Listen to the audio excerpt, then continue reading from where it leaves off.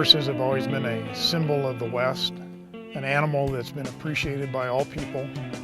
Well, wild horses have a legacy of being part of the West, and it's been that way for many, many years.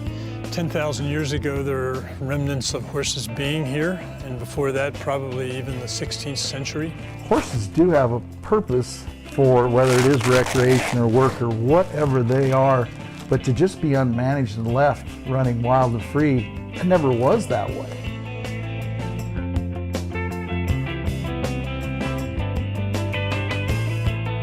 Horses were photographed in TV news programs being shot from the air by people on airplanes.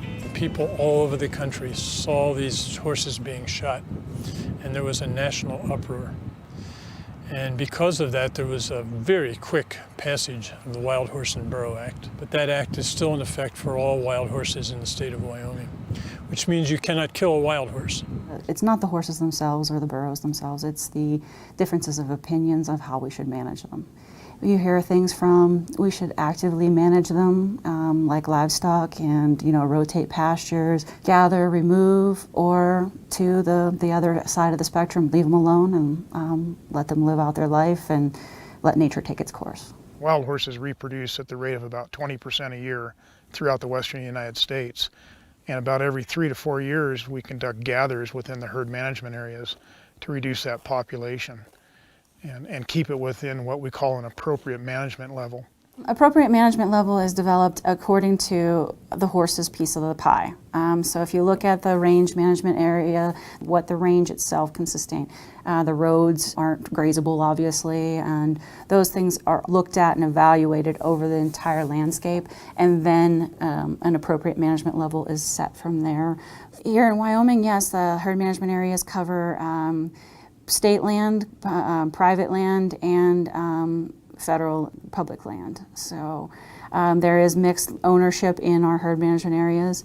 As the horses continue to populate, our only means of control is removal from the range. The act was passed in 1971, of course, and it was a few people wanted to save the wild horses on the range. They didn't want them completely eliminated, which I understand.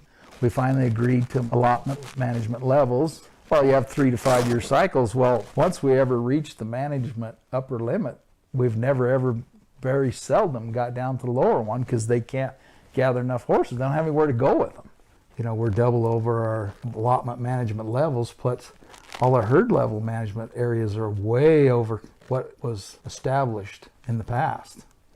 But we asked when we might be proposed to be in the next gather. They said, we may never gather again. If you want to use a track record in the past, most federal land ranchers will end up taking a cut or a downsize in the amount of animals they'll be able to run during their grazing season to make room for horses. But at some point, there won't be any room for just horses. Our current population in the United States is 67,000 wild horses on public lands as of today.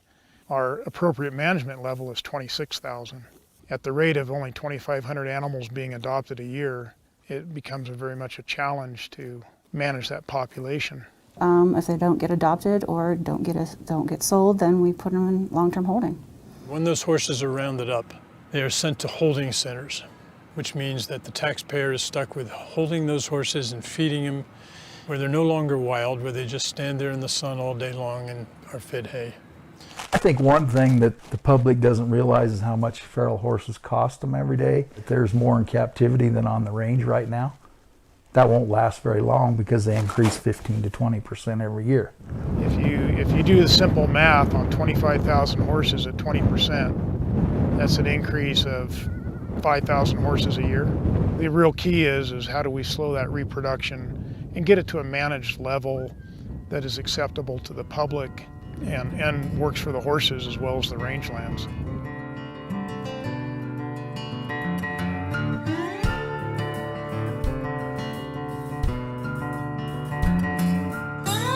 So our goal is to really, a couple things. First of all, to educate people about the wild horses, and that they're a magnificent group.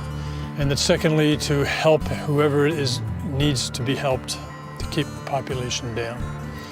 And in the McCulloch Peaks, we've been able to do that over the last few years by doing birth control for the horses. So in 2006, in Wyoming, we started using what we call PZP, and eventually that product wears off and the mare can cycle again, come into heat, and birth again. We're finding challenges, like with any animal, is birth control.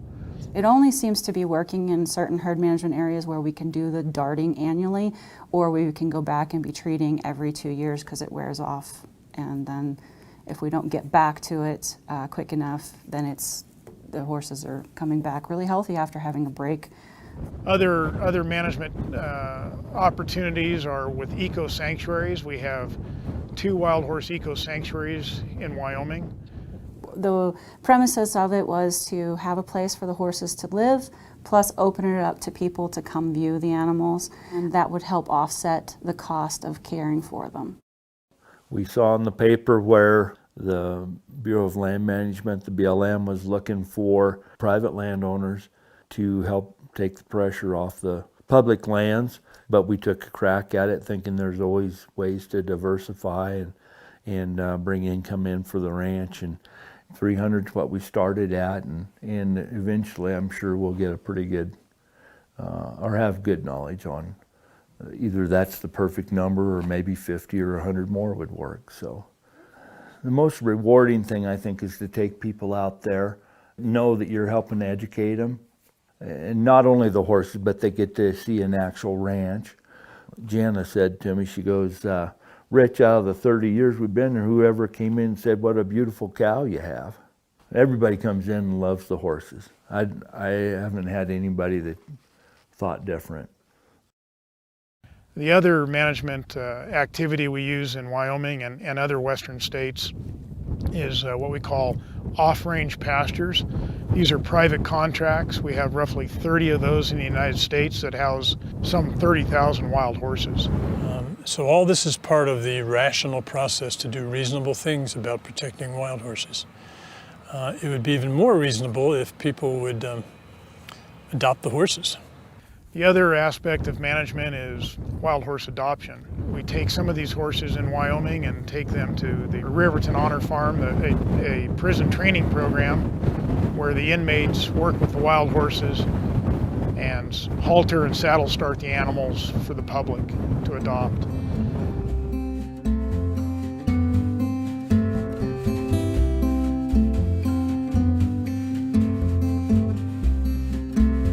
Rangeland is important to sustain the horses, but it isn't just the horses that we're worried about, it's wildlife, it's the users, the ranchers, the recreationists. And so trying to find that balance with the forage base we have, with all the different uses of livestock, wildlife, wild horses, and rangeland health is a real challenge in the West. No, I just would like to see a sensible solution and something that we can all live with and that's manageable from a monetary and rangeland perspective. There's room for them, and most ranchers won't argue that there shouldn't be some. We've pretty much given in to that fact that there's never going to be total removal, which is fine. But our feeling is that if you had a designated management area where there wasn't other kinds of grazing, and where things like sage grouse or any other threatened or endangered species might be. Now, I can tell you about a little cooperative arrangement we've done which makes our area unique. The Friends of a Legacy program, FOAL, has what's called an MOU. It's an agreement with both the Bureau of Land Management and it was with Marathon Oil Corporation to provide a water source for not only the horses but for any of the wildlife and even cattle that happen to be in the management area. This is a cooperative relationship and it's worked very well, and it shows that advocacy groups, the government, and private industry can all work together. The whole perception of horses in this country is going to have to change, whether they're domestic or feral wild horses on the range. Search out the truth, and I mean, it takes all kinds of people in this world to make it go around. But if we all have the same passion, if we all love horses, or if we love the range, we can find a way to work together. And this is all part of this great thing we call the West. And what I hate to see is it get too civilized, I guess that's the word I'd use, you know, with people coming from the outside who want to make it like somewhere else. And so therefore I'm always thrilled to see the habitat being protected, from bison to wolves to bears to sage grouse to whatever happens to be the particular animal that may face troubles in the future. And wild horses are part of that.